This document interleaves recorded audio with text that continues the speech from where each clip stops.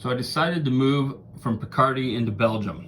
So they were able to take Belgium, leaving Picardy open and transporting over to Brest, as well as their fighter. So Picardy open should the Germans decide they want it, and they decide more than just an infantry. It is kind of a trap.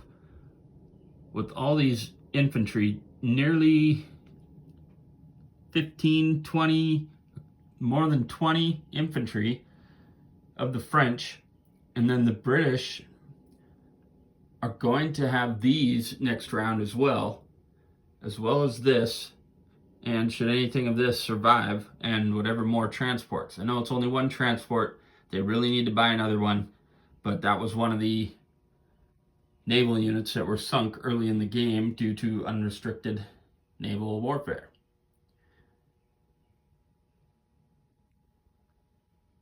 So the trap will probably not be triggered since I know it's there. But that was the French turn, and they're pretty solid there. The British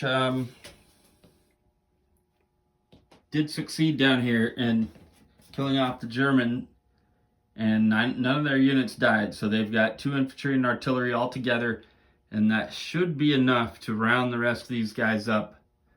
Having that artillery can make that big of a difference. And then they pulled back here into Egypt, which is not under threat at this point. But those units that were down into Arabia, of course, are headed somewhere else. The British were successful in Mesopotamia. They actually killed 2 units, and the Ottomans didn't kill anything. So they've got 2 units there. They took Persia, and then their new fighter went here. So they are stronger over here in India and the surrounding area than they were last game.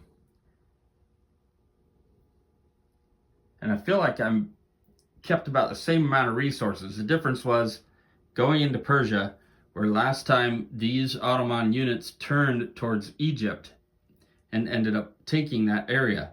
But here they're deciding on the Ottoman turn, they're building a fighter and infantry. They're going to take back Mesopotamia in force with these units and what's over here. They are going to move into Bulgaria, get rid of those pesky Russians there. And then they're moving into Serbia. So they're going to take 1, 2, 3 units from Romania are moving into Sevastopol.